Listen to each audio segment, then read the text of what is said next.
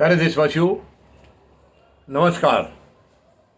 आप सब ने देखा होगा, वर्तमान केंद्र सरकार जब से आई है तब से इलेक्शन कमीशन की भूमिका यानी कि चुनाव आयोग की भूमिका हमेशा संदेहपूर्ण रही है, संदेह से भरी हुई रही है। ये दुर्भाग्यपूर्ण है। देखिए, चुनाव आयोग एक स्वायत्त संस्था है, इंडिपेंडेंट बॉडी है। इसको सरकार की कोई दखल कभी होनी नहीं चाहिए। ये बिल्कुल दुर्भाग्यपूर्ण है। चुनाव जो है हमारा देश का सबसे बड़ा पर्व है और चुनाव सही सलामत हों, निष्पक्ष हों, बिना किसी भेदभाव के हों और अच्छे लोगों को चुनकर भेजा जाए। उसी से देश कमज़ोर होगा या मजबूत होगा, ये फैसला उसी से होता है। मतदाता किसको वोट देते हैं, किस किस्म के लोगों को चुनते हैं, देश का भविष्य उसी से तय होता है। लेकिन पिछले करीब 8.5 साल से ये देखा गया है कि चुनाव आयोग पूरी तरह नतमस्तक है केंद्र सरकार के सामने। इससे ज़्यादा शर्मनाक और कुछ हो नहीं सकता है। इससे पहले इतनी ख़राब हालत चुनाव आयोग की कभी हमने नहीं देखी है। आज़ादी के बाद से ये पहला मौका है और इसमें नियुक्तियां जो है, ख़ास करके जो चुनाव आयुक्त या मुख्य चुनाव आयुक्त, इनकी जो नियुक्तियां हैं ये संदेहपूर्ण बताई गई हैं। ये माननीय सर्वोच्च न्यायालय ने इशारा किया है। ये मैं कोई अपनी तरफ से नहीं कह रहा हूँ।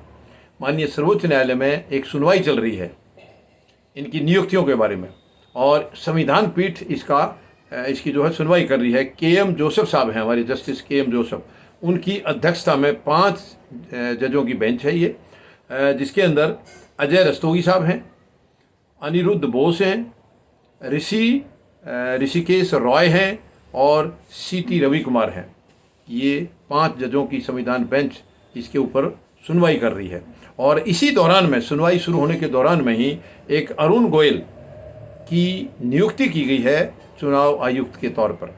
सैटरडे को उनको अपॉइंटमेंट दिया गया है और मंडे से उन्होंने ड्यूटी ज्वाइन कर ली है। इसके ऊपर भी माननीय सर्वोच्च न्यायालय ने गंभीर टिप्पणी की है कि जब हम सुनवाई कर रहे हैं तो ये नियुक्ति अभी रोकी क्यों नहीं जा सकती थी।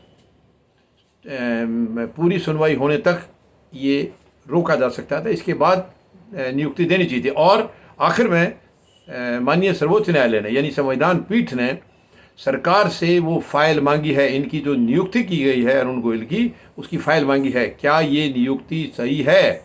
अगर सही है तो कोई एतराज़ नहीं है, सही नहीं है तो इस पर माननीय सर्वोच्च न्यायालय कुछ एक्शन लेंगे।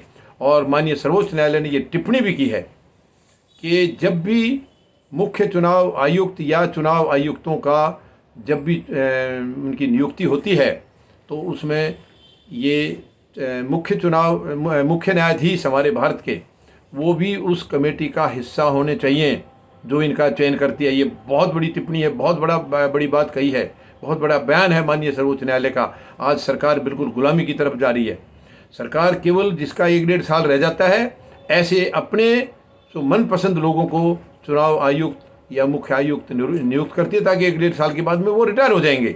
लंबे समय तक ये झेलना नहीं चाह रही है। शर्मनाक है ये। अगर चुनाव आयोग को कमज़ोर कर दिया तो इससे बड़ा दुर्भाग्य कुछ नहीं होगा। माननीय सर्वोच्च न्यायालय ने एक टिप्पणी की है कि हमें माननीय टी.एन. सेशन जैसे मुख्य चुनाव आयुक्तों की ज़रूरत है। वो बहुत ईमानदार थे और 6 साल का कार्यकाल पूरा किया था। आज क्यों किसी का 6 साल नहीं हो रहा है? क्या कारण है? तो ये बड़ी गंभीर टिप्पणियां की हैं। शायद, मुझे पूरा भरोसा है कि चुनाव आयोग के कामकाज में ज़रूर कुछ बदलाव देखने को मिलेगा आने वाले समय में और ये देश के लिए बहुत ही एक राहत भरी खबर है, क्योंकि पिछले 8.5 साल से देख रहे हैं सभी संवैधानिक एजेंसियां, सभी संवैधानिक संस्थाएं गुलाम बन करके रह गई हैं, बिल्कुल।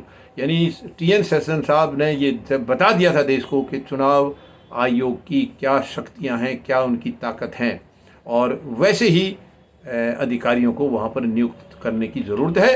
ये माननीय सर्वोच्च न्यायालय ने कहा है। धन्यवाद। जय जवान, जय किसान, जय हिंद।